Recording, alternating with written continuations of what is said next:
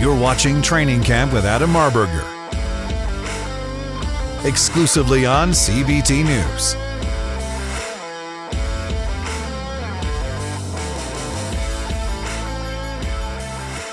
Welcome to Training Camp, exclusively on CBT News. I am your host, Adam Marburger. I'm a black belt in Brazilian Jiu-Jitsu.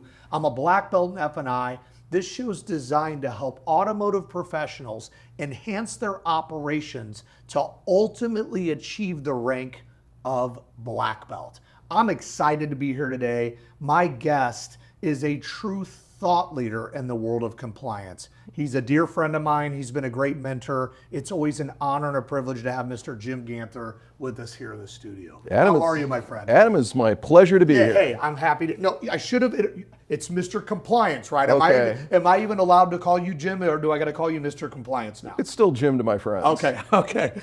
So let's talk first. I'm going to get right into this because it's important, and here's what I like to do for our viewers. I love bringing best practices. I love bringing in brilliant guests to share great wisdom. But we do have to speak about some of the things that aren't always as sexy in the automotive space. But it's something that we have to pay attention to more than anything. It's about being compliant, staying compliant, having it all together. And that's not something that, truthfully, not everybody embraces in the country. I think compliance is sexy. That would make a great t-shirt. I would buy it. So let me get to the first question. The CARS rule was defeated in the federal court earlier this year. Correct. So will it come back? Yes. Short answer, yes. Long answer, we've got the federal side to worry about and we've got the state side to worry about. Let's talk about the federal first. Okay. CARS rule was defeated in the Fifth Circuit and it's not going to come back in the form that was defeated at the Fifth Circuit. It can come back through a proper rulemaking process, and that's why it was struck down. The Federal Trade Commission didn't follow its own procedures in getting it enacted, so it was thrown out. They can always start all over again. Most of the CARS rule, nobody really objects to. I mean, the part that says it's now against the law to pack payments, guess what? It's always been against the law to pack payments. It's always been against the law to commit fraud on consumers. But what the Federal Trade Commission needed was a trade regulation rule that would allow them to assess monetary fines. That's what the CARS rule was about. And those fines today, they go up every year. Adjusted for inflation, we're at over $53,000 per violation. So what do I expect? I expect the Federal Trade Commission to try again, because they want the ability to assess fines. And since they've been doing it without statutory authority for decades, it's really not that big a change in the dealership world. Here's the problem. The CARS rule went beyond giving the FTC the ability to assess monetary fines. It started to impinge on the relationship between dealer and consumer and tried to dictate what happened on the showroom floor. And that was the major problem. I don't believe the Trump administration is going to bring that component back in a revised CARS rule. One other prediction, and you can take it to the bank, it will not be called the CARS rule. Okay. Combating automotive retail scams. That's so insulting. It'll be the vehicle purchase rule or the vehicle shopping rule, which is accurate. Yeah, I feel we should get credit as an industry for moving in the right direction. We're not the same industry we were in the 90s, right? Not at all. Car dealers, the masses do it the right way. We are doing things. So why should a few bad apples ruin it for the entire industry? If you had to put a timeline in place for when this comes back into play and we start to kind of scramble and worry about what the heck does this mean, how much time do you think we have before we start seeing this kind of potentially coming back? My best guess is probably 24 months. And the fuse hasn't been lit yet because we don't have a Federal Trade Commission. We don't have, it's supposed to be 5 commissioners. We currently don't have a fully staffed up Federal Trade Commission. So it's unlikely that things are going to, be moving forward. But we will have one. And in the next couple of months, it's going to be fully staffed. This may not be the highest priority of the FTC. There are other things going on in the enforcement world dealing with what powers does the CFPB have, and should those go back to the FTC? So there are a lot of moving parts. But I do believe it's going to happen. I do believe that we're probably waiting on new staffers because, you know, I know the names of the people who actually wrote this thing. And I doubt their names and their fingerprints are going to be on the next version. Okay. We're going to go through a rulemaking process, advanced notice of proposed rulemaking, notice of proposed rulemaking, comment period. Someone will ask for additional time. 60 additional days will be granted. Then it's going to go into the hopper. The cake will bake, and then it will be published, and 90 days later, 30 days later, it'll become the law of the land. Like I said, I'm not worried about formalizing the fines. I'm just terrified about controlling, Washington trying to control how do we sell vehicles, because there are many, many ways to do it in an ethical manner. Amen. Amen. So I'm going to switch gears here a little bit. So what are you currently seeing now in trends in dealership compliance? First of all, compliance itself. Let me unpack that. You recall 2 months ago we were in Washington, D.C. together for Public Policy Day? What a great time that was. It really was. Enjoyed it. And we were on stage together.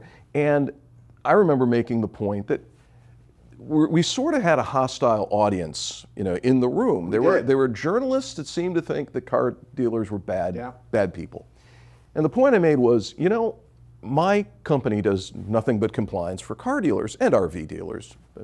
We're in the compliance business. We have about 4,000 dealerships that pay us every month for what we do to help them become more compliant. We have competitors, and I will name them. KPA is a respected competitor. They do good work, and they've got thousands and thousands of dealerships. Comply Auto, a little new to the game, but they're very, very professional, and they too are doing essentially what we are doing and KPA is doing. And if you took all of the dealers, just all of the new franchised new car dealers that we all work for, we probably touch 15,000 of the 17,000 franchised new car dealers. That is statistically an overwhelming majority of the dealers are actually spending money to do things right. I love hearing that. But that leaves 2,500 who aren't. And those are the ones that make the headlines, and that blowback hits all of the ethical dealers who are seriously spending significant money to do it right, to do the right thing. That's the trend. 10 years ago, it wasn't 15 out of 17. It might have been 8, or it might have been 4. But we see our company growing every year, and I'm sure my competitors see their companies growing as well. And we're expanding into used car dealerships, other RV, power sport. That's the trend, is we are bending towards doing it the right way. So this is something that I've been pondering over and thinking about. What will AI do, and what will the impact have on the compliance landscape? Ooh. I mean, that's a scary thing to think about. I mean, there's so, you know, the buzzwords, right? Well, the buzzword's been AI for a while, but now we're talking tariffs and AI. So what do you think AI will do to the compliance landscape, if anything? Well, it's going to do some stuff. It's doing it right now in my company, and I'm sure in the companies of my competitors. But first, let's take a step back. Let's look down at this from 30,000 feet. AI has immense potential, but it requires infrastructure that we currently do not have. We're not going to realize the potential of artificial intelligence until we have a much more robust electrical grid and generation capacity, because this stuff takes power. So we need to have more power generation, and I'm sorry, solar panels and wind farms ain't going to cut it. So we're going to need a lot more power, and we're going to need a lot more strengthened grid, and we're going to need a lot more chips. And the chips that pull this off, and I'm no expert, but I understand that we're getting down now to sub 5 nanometer chips, but the chip assemblies themselves are like the size of a dinner plate, and there's only so fast you can produce those and get them online, and then you've got to have the farms that have the power to pull it off. So long story long is there's a lot of potential that we're not going to touch for another decade, but when we do, watch out. But what can we do today? There are certain things that AI is good at, and there are certain things that it appears not to be really good at that you need human eyes. So, for example, we do a lot of audit. That's one of our big core competencies, is pulling apart deal jackets. And we don't see at a commercially viable price point AI doing a complete deal audit. Now, we can take the digital image files and, like that, confirm are all of the appropriate documents in there?